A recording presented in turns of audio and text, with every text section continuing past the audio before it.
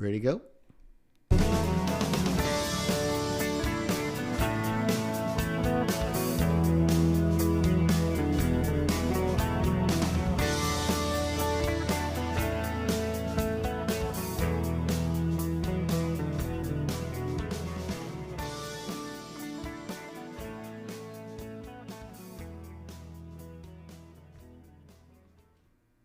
Talking won't split wood. Dreams don't move the axe. The tree doesn't care about talk. It falls for the one that keeps swinging. Friends and grasshoppers, this is the Formless Podcast number 148 with Tyler, the superhuman, and me, Dustin. 148. How freaking awesome is Wow. that, man? Every time we get closer to 150, I keep thinking as we were approaching episode 100. Yeah. You know, it's funny. I don't know if you had this experience, but like you tell people what you do, right? Like people you work with, people that are acquaintances and friends and stuff. Like, hey, what do you got planned this weekend? Right?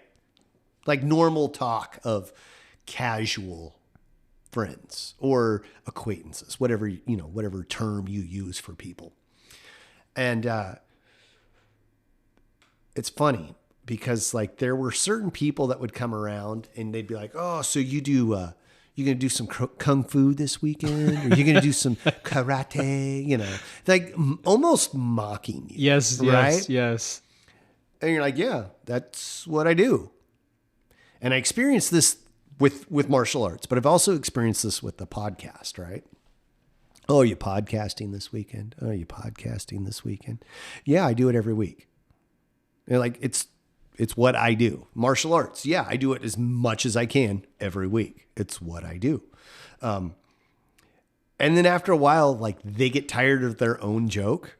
Have you experienced this yet? I have. Okay. Yeah. So I've experienced this a few times in my life, right? Where they mock you. And then they're like, oh, wow, that guy's kind of like dedicated or serious. Finally starting to get that with the podcast, like where people are like, oh yeah, you're podcasting, right? Cool. Good for you. Like, well, yeah, we've been doing it for how many years now? And how many episodes do we have? It takes work. It takes effort. We're not going to like change the world, but you ain't going to change the world if you just sit on the couch and talk about doing it. Like your quote. Exactly. The trees will only fall if you keep chopping it. You got to keep swinging. Keep swinging it. Yeah. That's funny. Yeah. I just thought about that. A lot of those people that are like that, they're usually jealous. Yeah. Yeah. Like what else are they doing? Like, if they had something better going on, they wouldn't be doing that. Yeah. I think there's two camps of people. There's the camp of people that are like, wow, that's actually kind of cool. And I like it. And then like ask about it. Or there's the kind of person that's like you said, a little jealous or a little bit like insecure. Like I should be doing something better with my life. Yeah. It's funny. But it can go the other direction too. Like I had this one guy that I know, I love him to death. He's awesome. He's incredibly funny. And every time I talk to him, I'm like, you need to be a stand-up comedian. You're hilarious. But I thought he was mocking me. But in reality, he was like, good for you. Like the actual conversation. You know how like you have a conversation with somebody and you're thinking it's going one direction, but in the intention from that person is the other way? Yes. Okay. Yeah. So I was thinking that he was trying to mock me and make fun of me, but what he was actually doing was showing genuine interest. And yeah, anyway, but I've had it go both ways where people are like mocking or not mocking, but maybe like a little jealous. And then I've had it very encouraging, like people. Like there's this gal at work right now who's like, that's awesome. You're doing that. Like, you know, what are you doing this weekend? You're podcasting, right? You know, like yeah, same thing I do every week, you know? But it's cool. And it's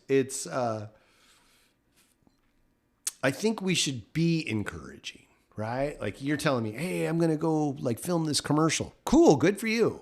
Not like, oh, Tyler, you're going to go film your commercial. Ooh, you're going to be an actor. Yeah. Yeah. what benefit am I giving myself by doing that? Like by mocking you. If I mock you, what benefit am I getting out of that? It's just Some whatever, people, man. it's their way of Yeah. dealing with their insecurity. Yeah. Yeah. Anyway, we're swinging the axe. Whether or not we're hitting the tree every time, we're swinging that axe. You know how to split wood. You've split wood before. With a wood splitter. Okay. Like by hand? Maybe by hand a couple hand? times. Yeah, for sure. A couple times. So when I was a kid, not a kid. Well, I was a kid, but I was like maybe a sophomore in high school. We had this house. We had a wood stove. And my dad had this idea. He was going to have my brother and I split all the firewood for the house. No big deal, right? Oak is incredibly difficult to split by hand. Even dry, seasoned oak, it's a tough wood. And if you haven't split oak, I don't think you know what you're talking about. If you split pine, lodgepole, aspen, there's a lot of wood out there that you can split. Like on TV, they don't split oak. When you watch a guy splitting wood, It's pine. and it's like the axe goes right through that. That's like generally it's pine. And it's a clean snap. And It's like a clip. yeah. With you do oak, like you're gonna be you're gonna be hitting that piece of wood for a hot minute. To get like 1 hour of burn time with oak wood, you're hitting it probably 10 minutes, maybe. I don't know. 5 minutes. I don't know. Couple swings. But like, put it this way, we weren't splitting the wood fast enough. So Dad got one of those splitting mauls that like the freestand, you put the wood under it and then it's got the apparatus that you put the splitting maul on, and it's to help keep the splitter straight, and you hit it with a sledgehammer. Oh, like it's okay. a I know frame. what You you're know what I'm talking talking about? about. Okay, yeah, that didn't work. Then he got like the plastic splitting wedges. So the idea was you start the split and then you put the wedges in and you hit those and bust that loose. Right. We like buried a couple of the splitting wedges into the oak. We had oak trees that were, the trunks were 24 inches. Like we had some good piles of this stuff. Okay. Right. Then he rented a splitting, a splitter, wood splitter, a gas powered hydraulic splitter. We bent the ram on this oak. What? Yeah. I don't remember what ton it was. If it was like a 10 ton or 8 ton or the hydraulic force, but we bent the splitting, the hydraulic arm. We bent it. Yeah. Man, I don't know. Your guys' is And then luck with those oh things. yeah, dude. Yeah. So I was like, it's not like you do it on TV, man. This isn't working right. It's hard work. But I don't know where I was going with that. I just decided to talk about splitting wood. Hacking away at the tree. Yeah. Until it falls down. We had to hack away at it, man. You know, I don't know if I've ever hacked away at a tree with an axe until it fell down. Maybe a small one, but not like a big like solid. No, man. oak. That's why there's chainsaws. Yeah, available, man. I've cut down my share of trees with chainsaws, but Yeah, I don't know that. You gotta, first of all, you gotta be in decent shape to swing that axe like that, and then you gotta be consistent. hitting in the same spot, chipping away. Yeah, Yes. Yeah. Have you ever watched the lumberjacks, like the competitions? I've seen parts of them. Yeah. Dude, those are pretty impressive. Yes. And those axes are razor blades. But like the accuracy that they have with that axe, like the same spot or like putting that blade where they want it, that's always impressive to me. Oh yeah. There's a restaurant in town that it's like a lumberjack themed. It's actually called Lumberjacks. Yeah. But they I don't know, I haven't been there in a long time, but they on all their TVs they play like all the lumberjack competitions where they're like cutting trees down with axes, splitting wood. They do a chainsaw competition where they cut through like a round, like they cut slices out of it. Yeah, those are always fun to watch. Those are impressive. Those are impressive. The buck saw competition, where they got the big, long, old school saw, 2 people on an end, and you have to cut through the... Yeah. Dude, those guys are in shape. Yeah, they're ripping that saw, too. Can you imagine having to cut wood back in the day, and that was literally to keep you alive? Yeah, that's insane. To cut, like, you had to go out without a chainsaw. Maybe you had some sort of saw, right? Yeah. But it was mostly probably an axe, and you had to cut because wood was your heat.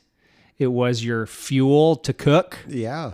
For curing things, like drying. I mean, it was like fire. It's everything, right? And just imagine having to go out there every day and hack away at some trees to get wood for the winter. Yeah. Especially in some of those remote country where like snowfall falls in feet. Yeah. I mean, I definitely imagine there was probably something to be said about like scavenging wood, right? Like fallen wood, old rotten fallen wood, but like really you're not going to find a lot of that. All of your wood. No, not all of it. You're going to have to find some trees to cut down. You're going to have to find some trees to cut down. Like when I go hunting in the mountains at my friend's cabin, like there's wood all around, right? And we're up in the mountains, and there's all manner of pines and oaks too. Yeah. But the fallen wood you find, it's a 6-foot piece of a branch or something, and then you have to like break it if you want, and then that's only going to burn for so long. Yeah. And then, depending on the kind of wood it is. And if you're using it for a heat source and cooking and curing and all of the other things that you need that for, you're going to burn through that pretty quick. Yeah. And will it fit in whatever thing you're using? Is it a fire? Is it a stove? What? But I will admit there is something very satisfying about cutting your own wood and then having a fire. Oh, yeah. And it's like one of the few things now that you see that's a product of your effort. Yeah. Right? Like I worked, I cut this wood, I split it, I stacked it, I did all of this, and now I'm heating my home with it, or I'm cooking with it, or whatever. Yeah. Yeah. I mean, like that's a direct result of the effort you put out. And that wouldn't have happened if you stopped hacking away at the tree. Yeah. Hey, cool. Nice. Circled right back around. Good for you. I'm a storyteller, so of course I've got a good story will start in a certain place, and it's like a clock, right? It's like you watch a movie, and the movie starts at like the 12 o'clock, which is also like you could say it's midnight. Or it's, like midnight or noon. And so it starts and it goes in a clockwise fashion, right? And as the movie progresses, then you reach the midpoint of the movie, which is like the 6 o'clock. Yeah. Right. Whatever you want to say, 6 a.m. Yeah. So, or 6 p.m. You're halfway there. And usually that's when something massive happens in the story, right? Is the midpoint of a movie. That's like Jurassic Park. That's when like the T-Rex breaks out of like the cage. Yeah. Or, Empire Strikes Back. Luke goes into the cave and fights Darth Vader, the apparition or whatever of Vader. And so Indiana Jones, The Last Crusade, Indy goes down into that's when he goes into the Well of Souls, and they find the Ark right then. Yeah, okay. That's the midpoint. So the midpoint is a very, very important part of a film, which is like, so it's like the 6. Or any story. Exactly. Any story. And then as the story keeps going, up to 9 and then up to 12. And so usually the finale is right about the 10:30 mark, the 10:30. About the 9 o'clock is where the 8 to 9 o'clock is where the heroes, the heroes almost kind of been defeated and the movie looks like it's over and the bad guys have won, right? But then that's where the hero rises from the ashes and goes on into the third act to defeat the villain and get the girl, get the prize. So what I was saying is like a good movie starts at the 12 o'clock, goes all the way around, and it ends back at the 12 o'clock. So You know, when you were saying that, I was thinking about like a good comedy routine or a good story sometimes goes off on tangents. Like there's this skit, Dave Chappelle, comedian, right? He's telling this joke, and I'm not going to repeat it because it's off color. There's some bad language in there, but anyway, he was talking about one of his comedy deals, his premise or whatever. He was talking about how good of a comedian he'd become.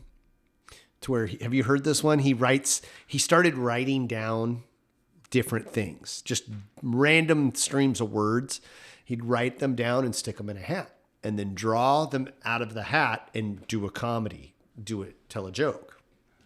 So he does this. He's talking about doing this, and he goes off on this story for like 15 minutes, telling this big long story. And at the end, it comes back around, and he says the phrase that he wrote and put in the hat that he drew out. I've always been fascinated with that kind of stuff. That's a good joke. Yeah, it's a great joke, but it's like, it's the, I'll tell you the joke after we're done recording. But I witnessed that live a couple of times. I went and saw this spoken word storyteller guy, and fascinating. Henry Rollins is like super intense guy. First time I saw him, I sat front row center. He spoke for 3 hours straight and did not stop, did not take a drink of water, did not blow his nose, sneeze, cough, go, one time, not once. It was amazing. But he told a story, and it was right after 9/11. So he's telling this story about how he kind of went on this political rant, went on to this rant about how bad war is and like all of this stuff, right? But he started talking about the Ramones, right? The rock and roll band, the Ramones. Yeah. And he goes through this whole story about talking about going and visiting all these different countries that he's been into, and like saw war-torn places and poor people, and how like you don't know what suffering is until like you go to a third world country and like people are begging for rice, anything to put in their mouth so they won't starve to death, that kind of thing. And then he goes and weaves it through all this other stuff. And then he ends it by talking about how like we should just give people that are fighting wars the first 2 copies of the Ramones albums, like give one side one album and give one side the other album, and then make them trade. And then they have something to talk about. Like, hey man, this one's really good. You should listen to it. Anyway, it was fascinating to me on so many levels. Just the fact that he could like keep this thread all together and make it make sense. That was impressive, with like no interaction or no help, right? This was just from him. Yeah. And then keep it straight to where like the punchline made sense, because like half the audience had already forgotten about the first premise, because he went on for so long to bring it all the way back around and then like, here you go. Like that kind of thing, to me, that takes effort. That takes talent. That's really impressive to me. It's pretty good. A good comedian will circle back. It's circling back to that. The thing that was brought up at the beginning is brought up at the end. Like I mean, not a cheap, but just like, I don't know if you ever saw that joke with Ron White, the tater salad. Tater salad. That's a perfect example. Yeah. Like, at the end when the cop's sitting there saying, "Are you tater salad?" Yeah. Yeah, you got me. You got the tater. You got him. You got the tater. So that's the example. But like, exactly. Yeah. And that story, like the original story of that's a pretty long story. And those are like, to me, those are the fun ones. Those are the best ones. Because you're waiting. We're like, okay, where's this going? Where's he going to go with tater salad? Like, and then at some points, like you almost forget that that's the punchline. Yeah. Like a good joke, like you almost forget until the very end. Because like there's other stuff in it that's funny. so much gets packed on that you don't even remember the beginning, really. Yeah. But then when it circles back to the beginning at the end, that's good storytelling. That's why it's like a clock. Yeah. Have you heard the machine story? No. Oh my gosh. So Bert Kreischer is another comedian. Okay. Everybody who's listening to this has heard it. If you have not heard it, go to YouTube right now. Look up The Machine. Okay. Now there is curse words. So if you're a child, do not listen to this. Anyway, he is like this partying college student who's in Florida State, just living the life, right? He's the kind of guy who went to college for probably 6 or 7 years and didn't get a degree, but he had the time of his life. He is partying so much, he takes a Russian class thinking it was a Spanish class and not realizing it until like 6 weeks into the class. He's like, wait, what? This isn't Spanish too? This is Russian? Oh crap. That kind of thing. Anyway, the story goes on and on and on. You have to listen to it. It's hilarious. It's like old now. It's like 10 years old probably, or more, probably older than that. But it's a perfect example of what you're talking about. Okay. The Machine. The Machine. Yeah. By Bert Kreischer. Bert Kreischer. Yeah. It's really, really funny. Yeah. Anyway, let's talk about trying. Let's talk about how that tree's not going to fall if nobody's there to swing the axe. Got it. Yeah, so you gotta swing the axe. At some point, you gotta pick up the axe. Well, yeah. I mean, and there's some planning that goes into it, right? Like when I fall trees, right, with a chainsaw, you got to make sure it's not going to fall in the house. Yeah, you got to make sure you're going the right way. You know what's funny? I just saw a video of like mishaps with tree falling, and the amount of people that like drop trees on houses. There's a lot. Oh, geez, yeah. And you're just like, or on vehicles, on boats, on houses. Yeah. But you know, so it's so funny, right? You get into that. Well, yeah, you got to chop the tree, but then you got to decide, okay, which way is it going to fall? Well, and you have to predict where it's going to fall. Right? You have to predict. So, Seth, the guy we had on a while back, Seth Mitchell, he's I've watched him fall some trees. He posts pretty actively on Facebook, and the amount of trees, like he drops some big trees. Those are unforgiving too. Oh, when they start to go, they go where they want to go. Yeah, exactly. My father-in-law was a lumberjack for a long time, and he's still. He hasn't cut any trees down recently, but he's 82, so he's got an excuse. But he's still is ready to go, like at any time. Like, let's go. You want to cut down that tree? I'll take it down. But I've watched him put trees down, and he's like, it's going to fall right here. Yeah. And then he makes all of his cuts and like figures out how to angle it and stuff. That's a definite skill that takes some practice. For sure. I mean, you talk about the different cuts, right? Like so like a wedge cut, right? Yeah. If you want it to fall a certain direction, you do your wedge cut, and there's different I think, don't quote me on this, but there's different kind of wedge cuts, right? So there's like, some people will make your cut right in the tree, your wedge cut, the initial cut. That's like, what is it? Horizontal wedge cut. And then from that horizontal wedge cut, there's a difference. 45. A 45 either coming from above or below. And there's a difference between that wedge cut. I don't know if you knew that. I didn't know until I watched these videos, like on YouTube.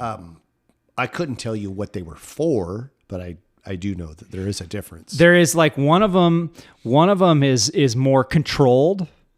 So it's like if you cut I believe this is so, you cut your diagonal cut, right? And then the 45 cut that let's say you cut above, your wedge cut, you come in. I think there's more control in that one in making like where the tree falls versus if you cut from below your wedge cut, your horizontal wedge cut, you cut 45 below, that one places the tree down more. So it almost like, because there's the gap underneath the trunk, right?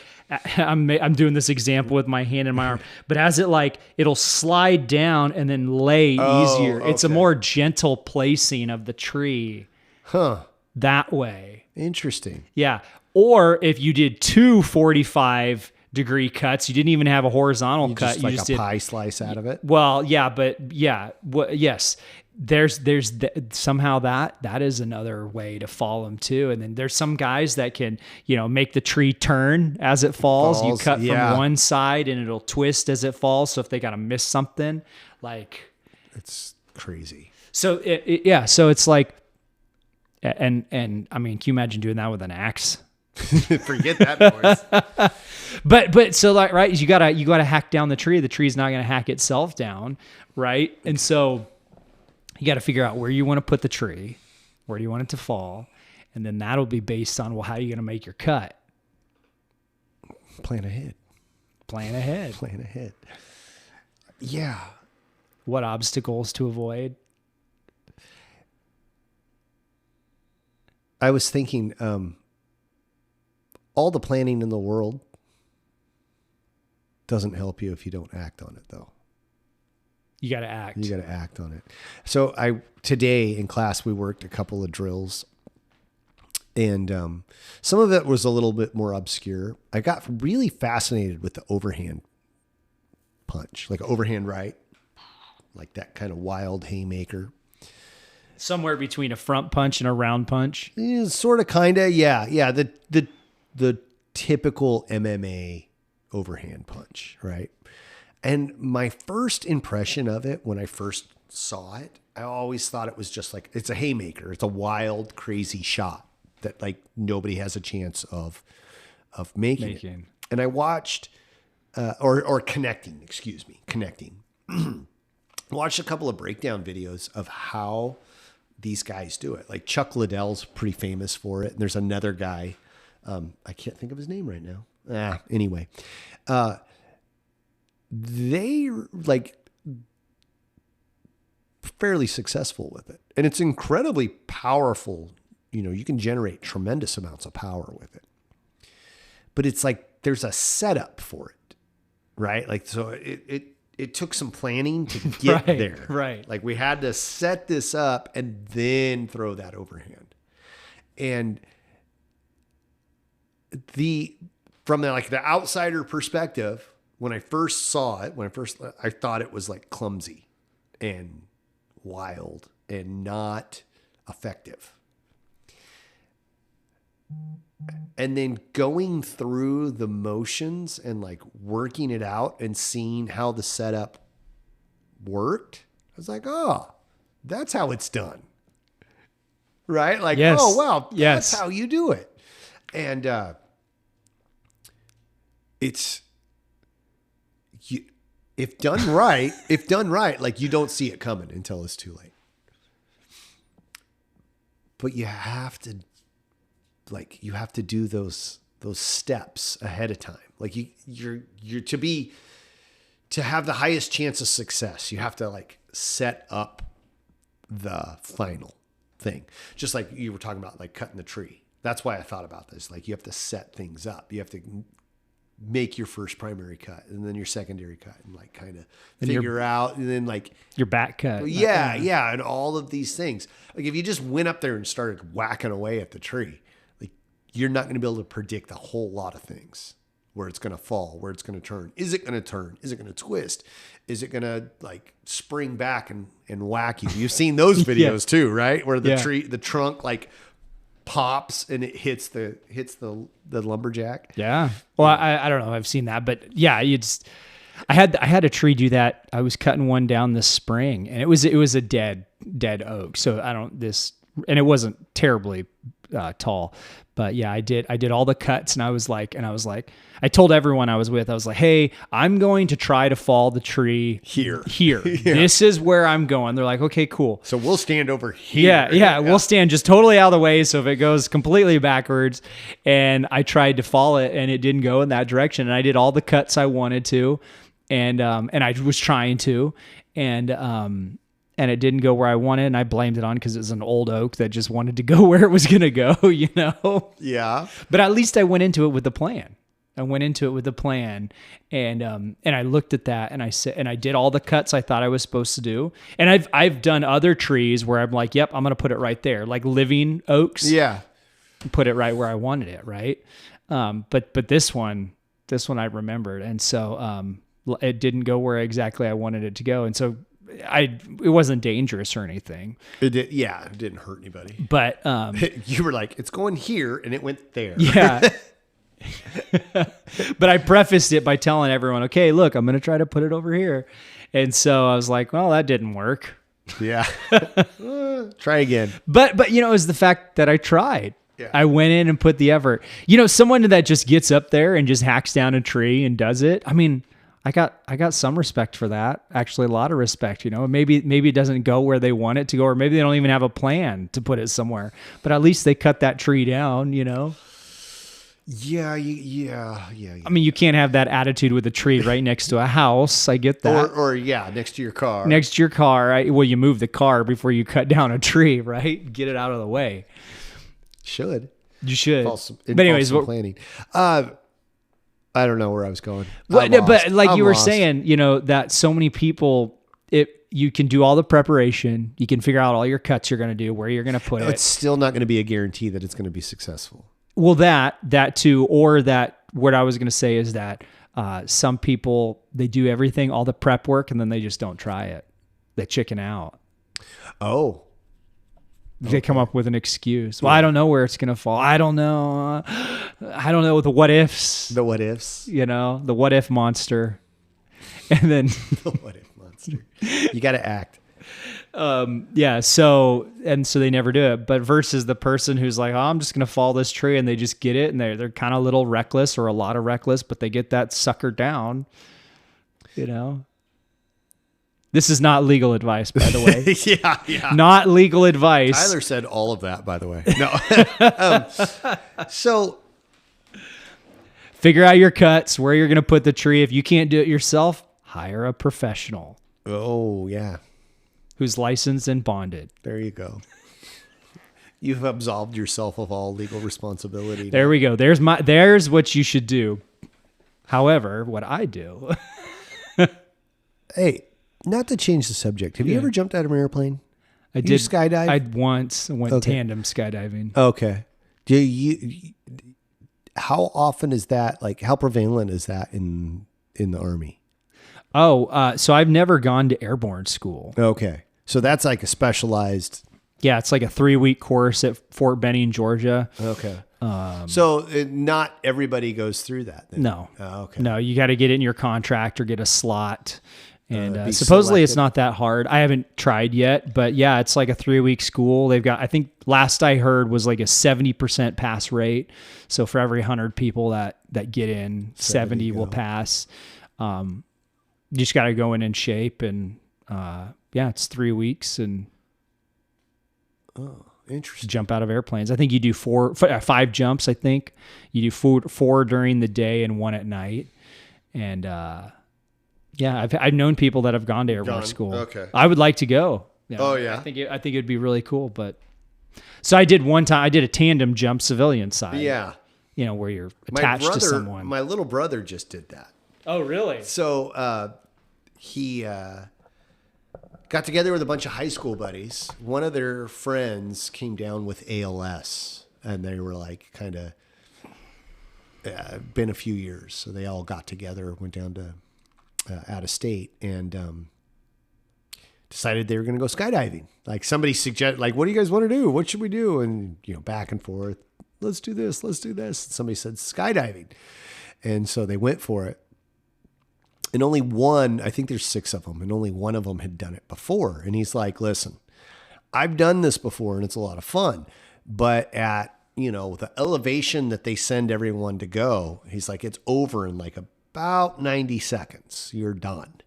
He's like, I really want to go higher. And I don't know the elevation. I don't know how high they went, but he's like, it's more money. But of course, once you get up this high, like the fall is doubled because like you free fall for so long and then you pull the chute and then you kind of glide down to the bottom.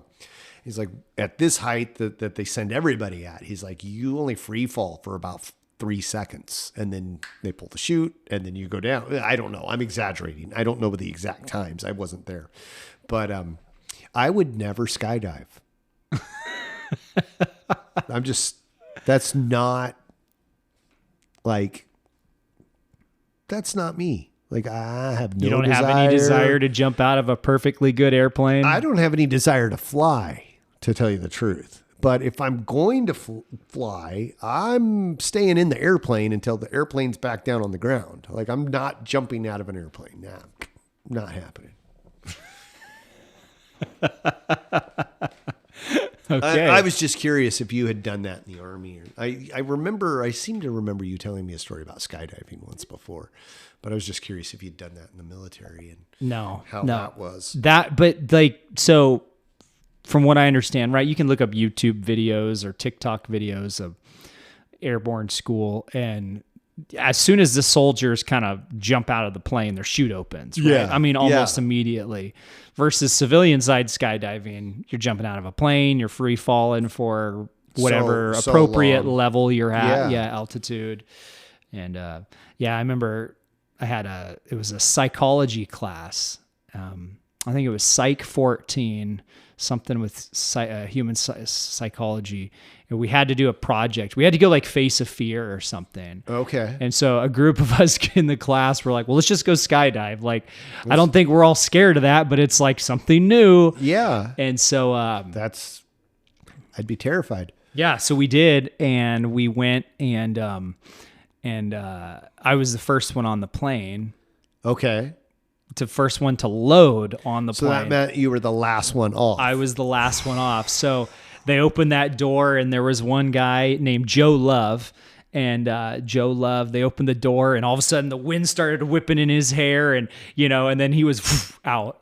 And I'm like, oh man, like he's already skydiving, like, and I'm still on this plane. Like, okay, let's go. I'm gonna start, thinking twice about this. Overthinking it. Yeah. And then the second person goes, and they're out. Third person, and then it's just me, the person I'm attached to, and the pilot. And we get up to that edge of that door, and my feet go right on the edge of the plane, and I'm looking down, and I'm just like, How high were you?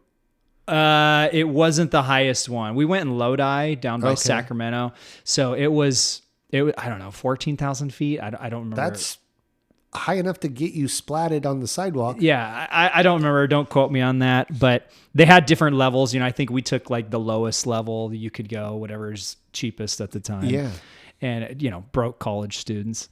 And so, but yeah, your feet go right at the edge of that door, and you're looking down, and I'm like, oh my gosh. And the guy, like, I wanted to hold on the death grip on the doors, right?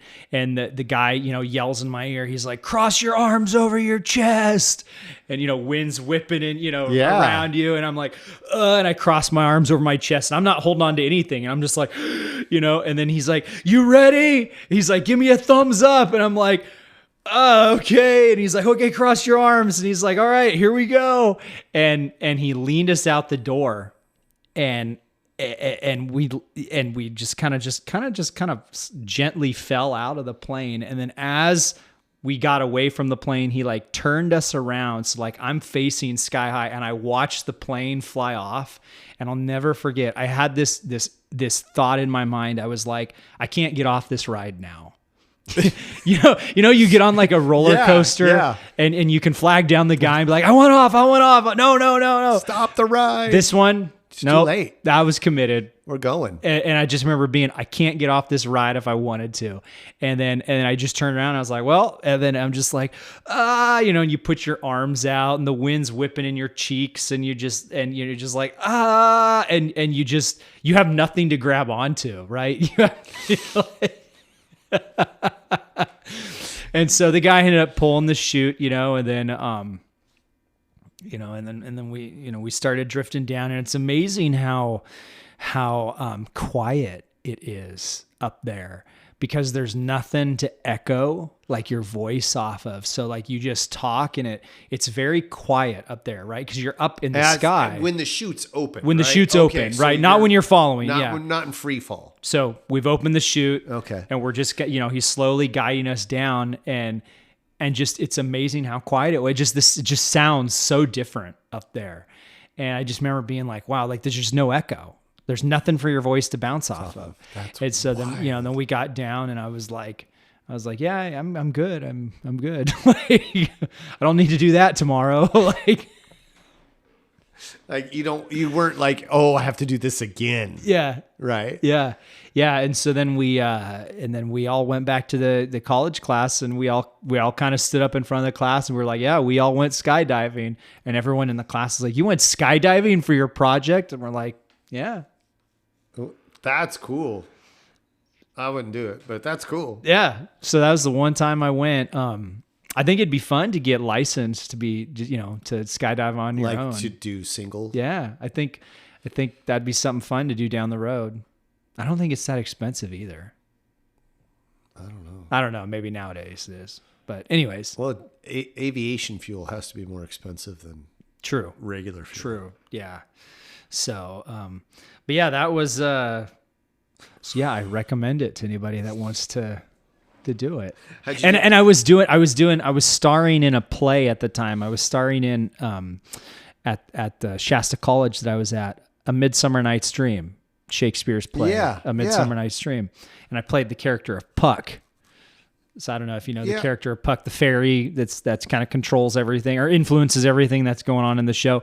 And I remember we showed up that day. I think we had a performance that night. So we had a performance. So you went skydiving and then drove back for class. Well, drove back to put on the performance. Okay. And I remember the director came in, and we were just casually talking about going skydiving, because my girlfriend at the time, she was part of the production as well, and I was in it. And so we were all in it. We were kind of telling people like, yeah, we went skydiving earlier today. And the director, Robert Safian, he came in, he's like, you guys went skydiving today? He's like, what if you guys would have died? What would we have done? We wouldn't have had you to act in the show, let alone like anything else that could have happened. Right. He's like, what? The show, we wouldn't have been able to put on the play if you would have died.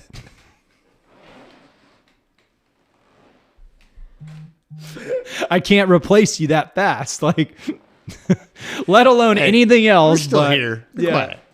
We're still here. And we were just like, well, we're here. Like, literally, that's where we're like here. He's like, well, I know I can't do anything about it now, but he's like, don't do that. Don't do that. Don't do that. When you're in the middle of a show, you have responsibilities. True. Be responsible. Dang it. Anyways, awesome. That was a good time. That was actually 2007. So that was 19 years ago. Dang. Yeah, that was 2007. I remember it. So, no, 2000. No, I'm sorry. It was. I think it was spring. Yeah, it was fall of 2017. So, 17. 2007. I'm sorry. Okay. Yep. We're time traveling. Fall of 2017. So yeah. So, but yeah, that was. I recommend anybody go skydiving and chop down that tree. Get to work. Get to work. Hey, what else is new? What else is going on? Should we wrap this up? Start talking about some the things? Seminar. Okay. Yeah, let's talk about the seminar. Perfect. So seminar September 13th for the open course. 5 hours. Randall Davis of Kung Fu Conversations and Red Forest Chinese Boxing, good friend of ours. He's going to fly out from Colorado. I am really looking forward to this for a number of different reasons. One, Wing Chun. We're going to learn some Wing Chun. Bruce Lee's first style of martial arts, the thing that got him going. It also happens to be, Wing Chun happens to strongly influenced what we do here, Wu Ying Dao. So I'm just really looking forward to some more similarities. Like I've already known that there was a couple of things, but in talking with Randall and in getting some of his insight to the things that we do, there's a lot more that I wasn't even aware of. So I'm really looking forward to finding more and digging into that and just leveling up and getting better. Can't wait. I'm excited too. I think learning Wing Chun formally, yeah. Like we have a lot of our instructors within Wu Ying Dao that know, Wing Chun techniques and have taught us stuff like that. But to actually have someone who teaches Wing Chun itself. Yeah. It's a little like having Little League baseball coach tell you how to swing the bat, and then having like a pro batting coach be like, this is how you do it. So I'm very much looking forward to that. Also, and we're going to have him on the podcast. Yes, that was the other thing. Hopefully we can squeeze in some time and set up some time to podcast. Maybe even 2 if we can swing it. I'm just looking forward to getting together with some martial artists and training, getting some dinner, having a good time. Like it's, I feel like we're hitting a milestone. I'm super excited about that. Yeah, I just can't wait. I just can't wait for that. What about you? What else you got going? I know last couple of weeks ago we were talking about doing that. You were talking about doing the filming the music video. Did that happen, or is that still on the plate? Is it still? No, we finished out? it. Okay, it's finished. It's edited. It's ready to go. So nice. Yeah, we had nice small crew. Not a small crew. We had about 20. No kidding. Yeah, 20 people. Wow. On the crew, several on the cast. And we just filmed over 2 days, and I was one of the actors in it. Okay. And so we filmed it, and it's all ready to go. And we're gonna have the premiere in like a local. We're gonna have a big premiere here locally for everyone that worked on it, and some cool. of the organizations that contributed towards the budget for it. And yeah, it was really cool, and it's really interesting to see like all the things I went through doing the Miracle Mile feature film and other feature films, and it's doing all the scheduling and equipment and everything for a feature for 3.5 weeks, and then all of a sudden distilling it down to what we need for 2 days. Everything's the same. It's all the same. It doesn't matter if you're filming over a long period of time or just for like 2 days. The principles are still the same, right? Okay. Yeah. For scheduling, for money, for food, for getting people there, for moving your crew from one location to another. All those things are the same. It's just you're filming for 3 weeks versus 2 weeks. And so it's just really cool to see a lot of the stuff that I had learned doing Miracle Mile, and as well as other feature films since then. Still worked. It's just at a different scale. Just at a different scale. That's the word I was looking for. Yeah. Scale. How cool. So it went well. It went well. So just to remind myself and other people, it was a nonprofit organization, right? That got together, and then we're like, we're going to make a music video. And you were teaching people how to like work the equipment and do things? Yeah. So what happened is a law enforcement group, they had some money in a budget to contribute to things like to activities. So basically I'm going to word it this way. Law enforcement group said, hey, we've got some money. We want youth to kind of have like a healthy activity to keep them off the streets, to get them off the streets, get them some experience to learn something in an industry. And so they said, hey, we'll write a check, give you some money. You get to go film almost whatever you want, Yeah, within reason. Within reason, go film something, whatever you want. And then you just got to have these youth and young adults, like some people in their like late teens, early 20s, and bring them on and just like let them learn how to do filmmaking. Wow. And that was kind of like what? Like, you're giving us money to go make whatever we want. We just have to like teach kids how to do filmmaking.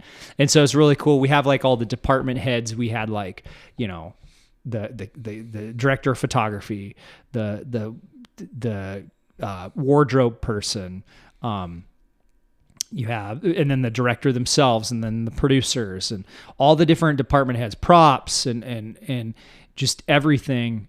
And you have those department heads, and they would like take the kids and give like a little lecture to them, like, hey, okay, like, you know, wardrobe, okay, you want to make sure you get, you know, ahead of time, you get all the actors' shirt sizes and shoe size, and when you're getting their costumes, you want to make sure that you're getting stuff that fits them, right? It's like simple stuff like that, but you want to break it down for people that don't do it all the time. Yeah. Because now you're thinking about putting clothes on someone other than yourself, right? You know what I'm saying? So like, I got you. Yeah. If all you've dressed is yourself, you don't think to like, you might not think to be like, oh, this guy probably has different size feet than I do. Right. That's yeah, exactly. So you get to teach them different aspects in like camera and lighting and scheduling and locations and things that they probably haven't learned yet because they haven't been on a film set, and life skills, and you just things you just don't think of when you're watching Netflix and you're watching a movie that like, oh, they had to have that location, oh, they had the costumes and the props and feeding your crew. Somebody had to like monitor what's going on and keep track of like where the phone was on the table. Yeah, continuity. They were talking. And was the candle lit in the last scene? Because it's not lit now. Yeah. Oh, you know, so that type of stuff. So it was really cool. And we had, and the youth and the young adults had like a really great time. And we had a really good project. So we're hoping to do it again. We're hoping to do it again. And, you know, it's kind of like a mentoring thing for the kids.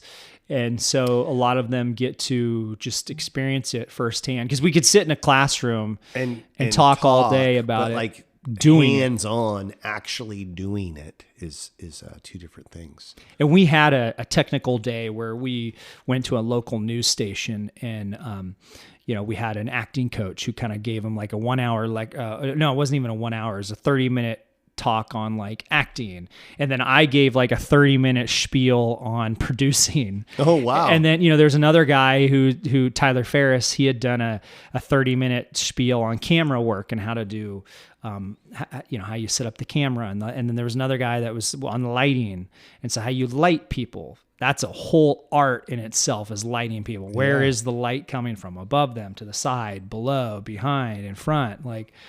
And so angles, I think about it for martial arts. It's like angles, angling.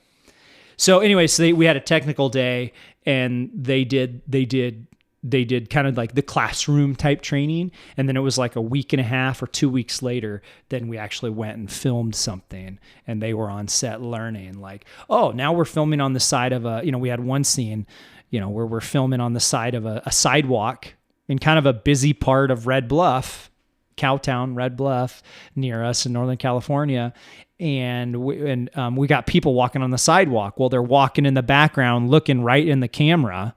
They're, you know, people see like a camera, they're walking by and they see a camera. What's going on over here? Yeah, what's going on? And they don't pay it. They can't understand that now they're in the movie, because they're walking right in the middle of our scene. Yeah. And they're looking right at the camera. And so it's like, okay, now we've got to position people just outside of the camera's frame to tell people like, hey, hold on, the camera's rolling, we're making a short film, like, can you just not walk through this area right now? Give me 30 seconds. Yeah, you'll be in the shot. Like, can you? And some people just don't even care. They're like, no, you're blocking my way, and they'll just walk right through. Yeah. And other people are cool. You know, they're like, oh yeah, cool. Oh, you're making a movie? What are you doing? So right on. Very cool. Yep. That's the update from Tyler. Yeah. So hopefully we'll get to do that again soon. Right on. Oh, is there a chance for you to like repeat that? Hopefully. Right on. We got to have the premiere for the music video that we shot, and hopefully the groups that contributed money will be like, oh yeah, this turned out well. Like, here's more money. Go do that again. Do it again. And do it again. Yeah. And do it again. Rinse and repeat. Right on. Well, I think we're going to wrap that up. Friends, grasshoppers, check us out on the Formless Pod. You can find the tickets for the seminar on the formlesspod.com. All social media activity is found Facebook, Twitter, Instagram, TikTok, YouTube, and anything else I can think of will be found at the Formless Pod. What else? Is there anything else? You can email us at theformlesspod@gmail.com. Yeah. Hang tight. Stay tuned. Come to the seminar. Come to the freaking seminar. Learn some Kung Fu. Level up your Kung Fu. Chop down that tree. Chop down that tree. Safely. Yes. Let's go.